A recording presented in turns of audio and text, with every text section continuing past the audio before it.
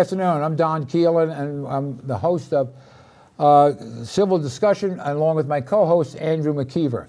Today we have a very special guest from Arlington High School, James Aschmann. James, welcome to the show. Thanks for having me. And James, some of you may be familiar with his role.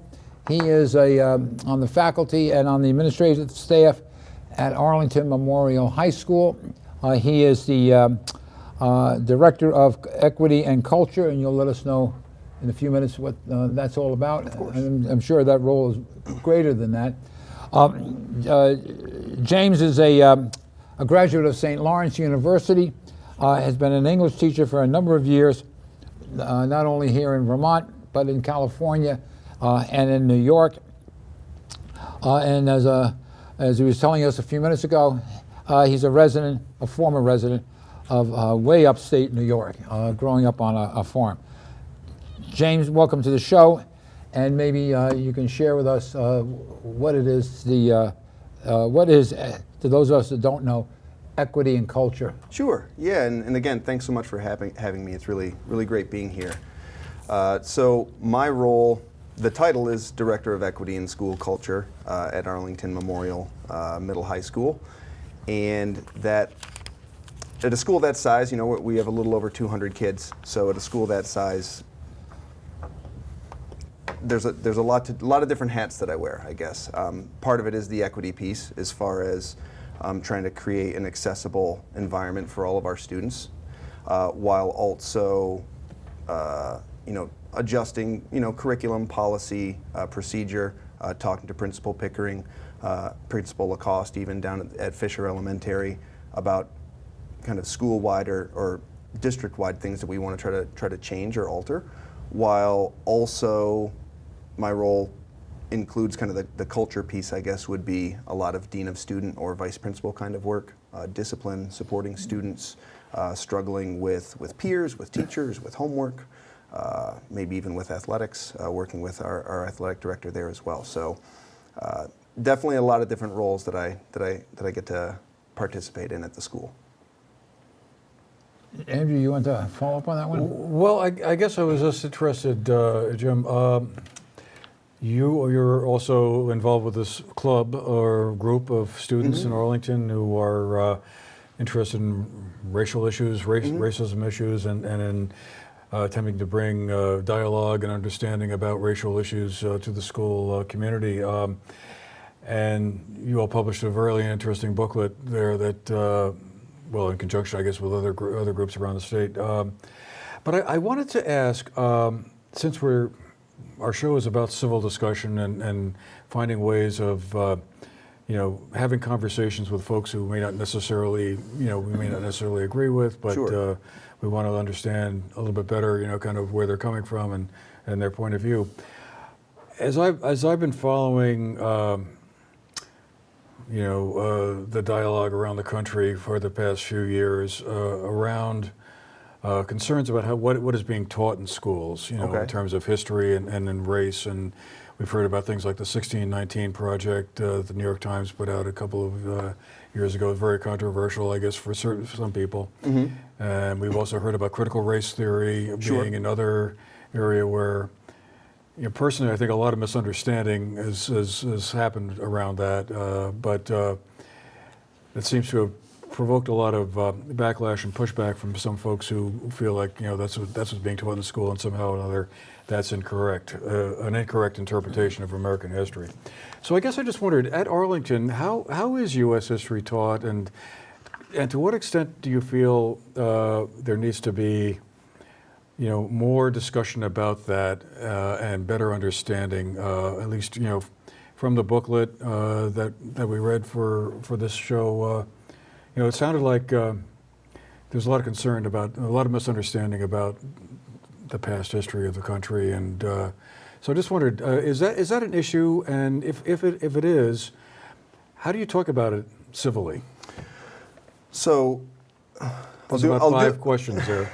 I'll do my best to answer them, and please feel free to re-ask or interject. As far as how our history teachers, and I'll even just broaden it into humanities, because a lot of that will a lot of those discussions will come up really in all of our classrooms. I think we're always learning more about our history in this country and even beyond in world history. There are pieces of history that I'm learning about that I didn't know as a 16-year-old, either because I wasn't paying attention or because it's been newly unearthed. Yeah, and same here. I credit our history department, our humanities department, and beyond with presenting some of this material to students.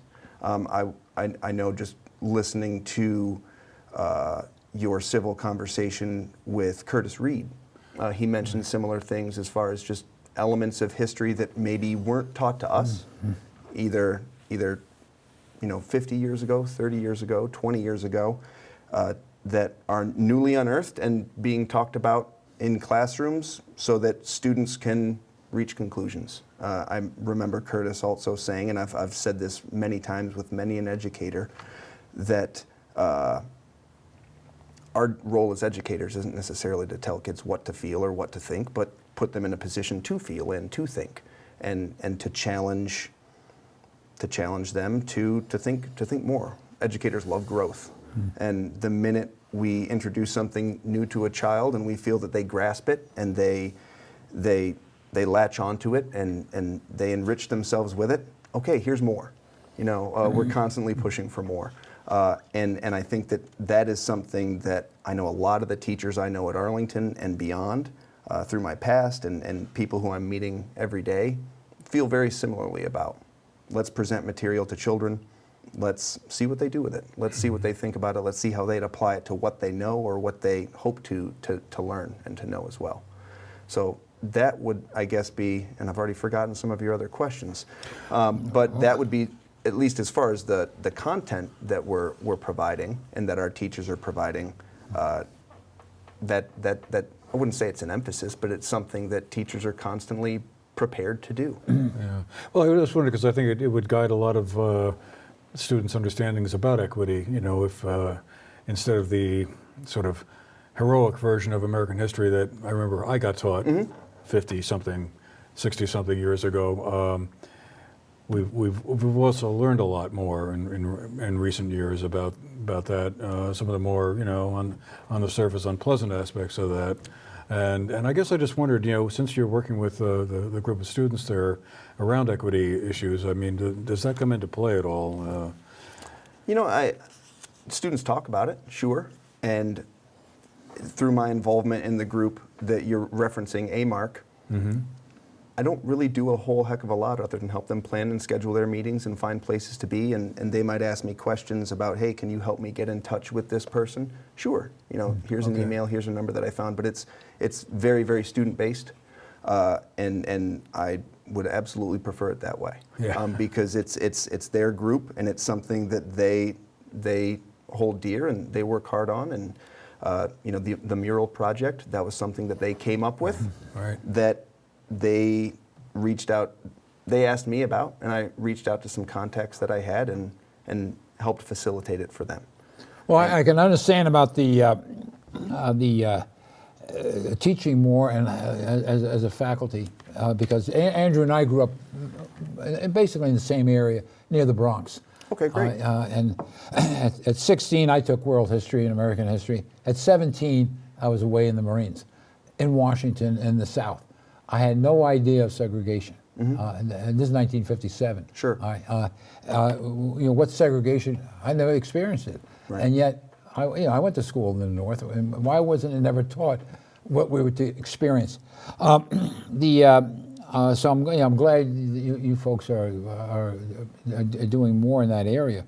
What they will experience when they leave. I want to get back to the report just for a few minutes. Sure. The report, as we've been referring to, it's a racial equity report. Have you seen this? Of course.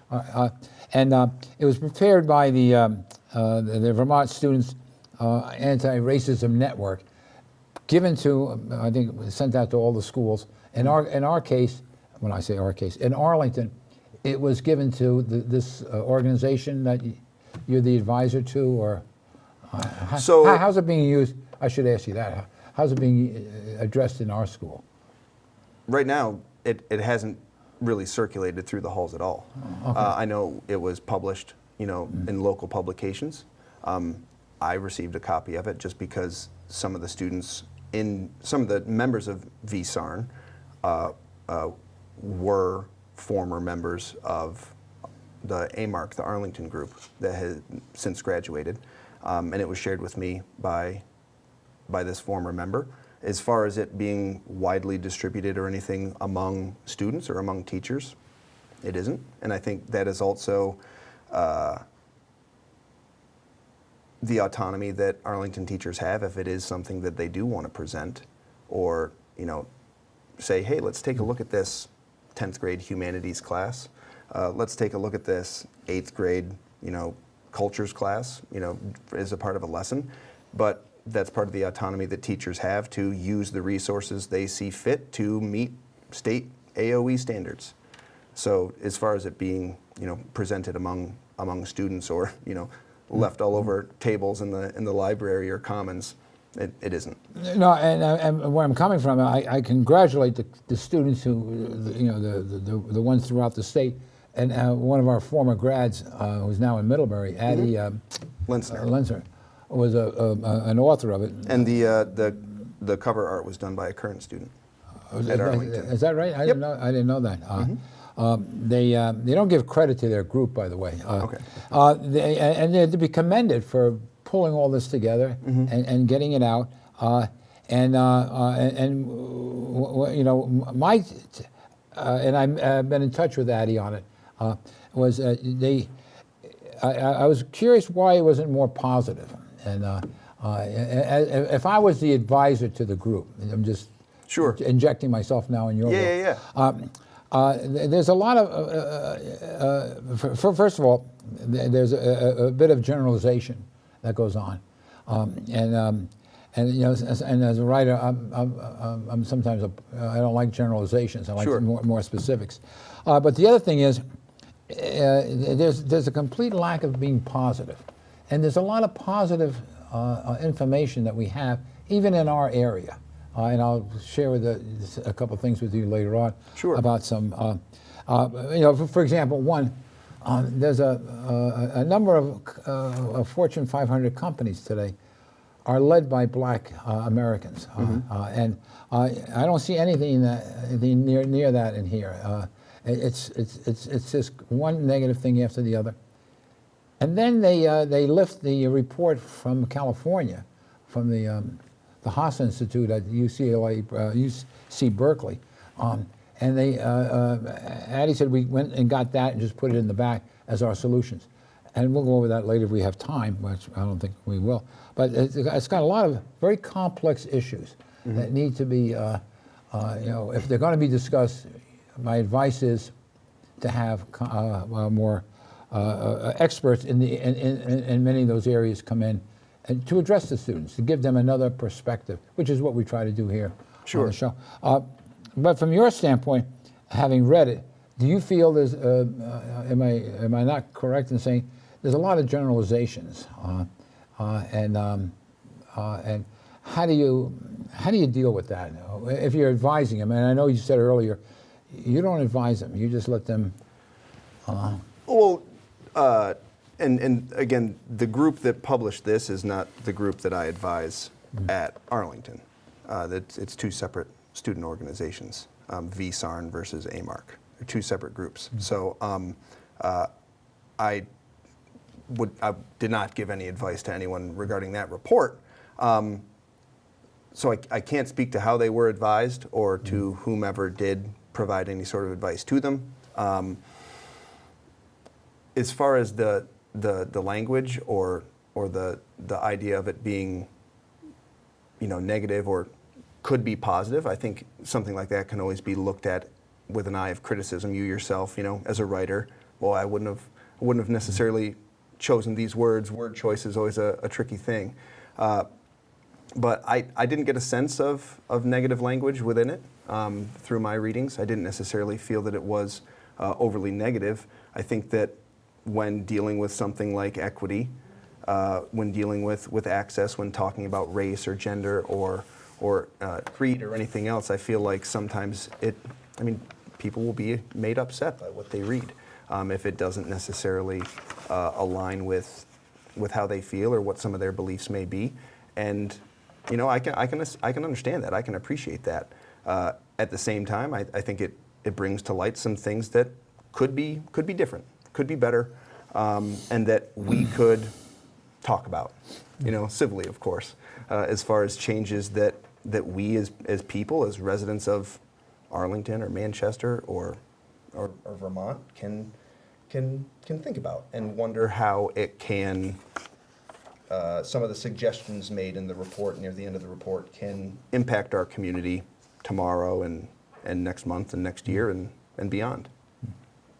So does the AMARC group at Arlington, do you have any projects lined up for this year like you had last year with the mural project? We had a ton of projects that we put together that kind of got gobbled up by that mural project. That ended up being a much greater undertaking than we previously thought. We thought, oh, we'll get some paint and we'll find a wall somewhere and get approval and it'll be up in a week. And it ended up taking the entire spring.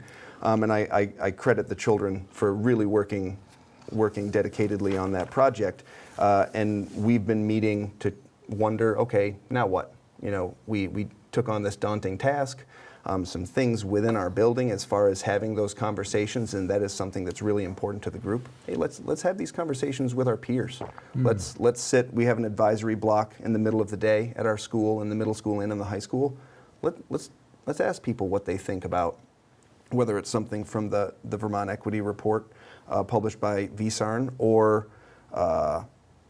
some other questions about just what children are experiencing in their daily lives.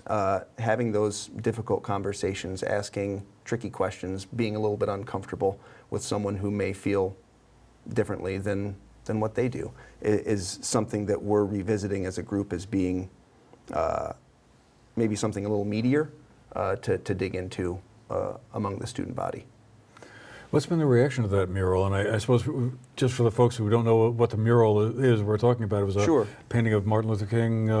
It was a number of figures. It was a big project, yeah. So we got approval. Again, I said we were working with a group out of Connecticut, and they're like, oh, just find a big wall in your community to put it on. And I'm like, have you been to Arlington? We don't have a ton of huge walls without windows to put a mural on. And we settled on the school, and I presented a couple students. They've now graduated, who are on the team. Presented to the board their idea, and the board said, "Yeah, go for it." And so then they worked with an artist, with this group that we worked with out of Connecticut called Rise Up, and we sent out a survey to community members who then, gave their feedback of what they'd like to see on the mural. And it was national and local figures. There are quite a few up there. Drive up to school anytime if you haven't seen it. It's around back, so it's not. Right. It's in the courtyard. But yeah, there are a number of. It almost became like a pioneer-themed mural, both local and national pioneers for any sort of cause for people who were perhaps marginalized or disadvantaged, and put together a great mock-up that, again, the school board approved, and we got it up just in time for graduation in June. So has there been much reaction to that? A lot of questions as far as who's that and why are they important, which I think is another thing that, and a lot of people who think Thaddeus Stevens is Abraham Lincoln. And who is Thaddeus Stevens? Oh, he's from Vermont? Oh, he did what? Oh, very cool. Asking about Supreme Court Judge Denise Johnson and why she's significant. Oh, who is that? Oh, that's Norman Rockwell. I've heard of him. His things are on the hall in our school. He sent his son to Arlington. Who's that? Ruby Bridges. Who's she? So I think it has helped facilitate among students discussion regarding who these people are, and why they're significant in our local or national past. Okay. And I think, you know, if you're going to do that suggestion, you got to keep doing it, letting them know who they are. Sure. I mean, and we're thinking about a plaque too that would stand, building that plaque with the outline. We've all seen them as far as saying who is this person and simply why are they significant. Because to your point, Don, we'll have a new group of students, you know, new community members annually who will then say, who's that? Who's that? Why are they significant? And so you're right, it's a great idea, and it's something that we're working on as a group as far as really knowing who the people are and why they're important. A number of years ago, I wrote a column, Where's Fisher Park? Fisher. Where's Fisher Park? I went to the elementary school, asked the faculty, and many of them did not know who their school was named after. Yeah. Okay, and that's why I'm suggesting have some kind of interpretation. Sure. And Fisher Park, by the way, is in the Philippines, where Dorothy Canfield Fisher's son was killed during World War II. I did not know that. And have you been to the Fisher Memorial Pines in Arlington? I'm going to say no. I don't know where they are. Where are they? Well, I know where they are. I've been up there. And here we do have a plaque, and you may want to take a look at it. It's up on Red Mountain. Okay. You know where Red Mountain is? I do. Right, go halfway up, not half, a quarter mile up. On your left, you'll see it's a state park. Oh, very cool. And it's got the virgin forest, 300-year-old trees, 150 feet high. But when you walk down the path, you'll see a plaque, and the plaque is put on a stone, and it describes Dorothy Canfield Fisher, who was from Arlington, a famous writer. Of course. And her son, who went to your school, Arlington schools, and later Harvard Medical School, was killed in World War II in the Great Raid when the Allies went to free the 500 prisoners at Camp Cabanatuan in the Philippines. He was the only one of two killed in the greatest rescue in American history. There's a plaque up there, and every year the science department from the school, the high school science department, would go up there and do biological research and biology research, and you should see it. No, you said don't halfway up and it's well marked? A quarter mile up off of Route 7. Okay. And it's marked. We have a brand new sign that the state put there last year, and Governor Douglas dedicated the new plaque a few years ago. Well, there wouldn't be a better weekend to go check it out than this one. You're exactly right. You're exactly right. I want to get back to the report just for a minute. We were talking about generalizations and so forth. There's a line in the report, in 1997, a new governor stripped away the rights and recognition of the Abenaki Vermonters. I had trouble with that. I couldn't imagine a Vermont governor stripping away the rights of an indigenous group of Vermonters. And it turns out it was Governor Dean, who was the governor in 1997. Okay. Now, when I see a statement like that, I'm asking myself, is there more to that? Are you aware why that was the case? No. I looked into it, and of all people, Governor Dean, who was very pro-Abenaki and so forth, it turned out that he was between a rock and a hard place. There was a big push in Vermont to create casino gambling.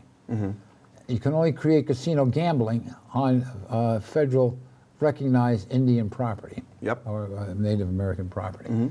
Right? The Abenakis were the only ones that had those kinds of rights here in Vermont, right?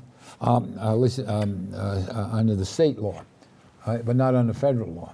And so Dean prohibited and adamantly did not want Vermont tourism to be interfered with by casino gambling. So that's why he made it a big thing not to allow on Abenaki lands casino gambling. It's not so much that he stripped away their rights and recognition. Definitely did not do that. But I'm just saying, there's a line there that needs further interpretation. Sure. And look, I understand this is being done by high school students. But I'm just saying, even at that level, someone else balancing it with them and showing that there could be more behind that. As far as the purpose as to why it took place. And the same thing, as I mentioned, and I'm sure this is not very well known, but the head of, and you may know this, because I think it's part of your pension, TIAA, your pension. Okay. You aware who the president of that company is? I'm not. And it's a fellow by the name of Harris. And for our audience, TIAA is an annuity, Teachers Insurance and Annuity Association. It's of America. It's over $1 trillion investment firm, headed up by a black American. And then you got Lowe's, the big hardware store, headed up by Marvin Ellison, who came up from interesting. He worked for Home Depot at $4 an hour, and worked his way up as a stocker, putting goods on the shelf. And then you got Kenneth Fraser, who's the head of the major Merck drug company. Yep. There's a lot of positive names around that just seem to be. We don't pay attention to that. And my only thing I really want to convey to you today, that there's a lot more positive news that's out there. And we'll get to Nate Boone if we have a minute at the end. Yeah, and I think that's news. That's where we're at. I feel like in 2022 is that, and I feel similarly that just kind of that we get on the news and we hear about the terrible things that are happening, and it doesn't, for every good story there are two or three ones about something that isn't right or is unjust or look at this terrible thing that someone has done, and I feel like that could be just simply a sign of the kind of the news industry and where we're at as far as how sometimes some news agencies or publications want to get whatever it is that they want out. Let me just give one thing. I know we're running pretty tight on time here. February 17th. Are you aware what that day is in Vermont? It's Nate Boone Day. Okay. Do you know Nate Boone? I've definitely heard the name. Okay. Lives in Manchester. Military? Ex-military? Yeah. Lives in Manchester. The most decorated Vermont person with the Congressional Gold Medal as a civilian, not as a military person, but as a civilian, having received the Congressional Gold Medal. And I've had him when I taught American history at the high school. I had him down as a speaker. Yeah. He'd be very worthwhile to come in and have the youngsters meet him. What a success story. Great idea. But go ahead, Andrew. You want to wrap up? Well, I had one other question You allowed I us was to going run to out ask of about what your group is doing with other groups, comparable groups in other high schools around the state. Or do you guys have a conversation going on? Or that's one of the steps, I think, as far as reaching out to other parts of the state, maybe even looking into New York, Massachusetts, New Hampshire, into New England, as far as just finding out what other people are doing. And, hey, maybe we can trade ideas, borrow ideas, see what's happening. All right. Well, I think we're going to have to leave it there for today, Don. I'm sorry we ran out of time. Andrew hasn't given us much more time, so have a wonderful weekend. Enjoy the colors.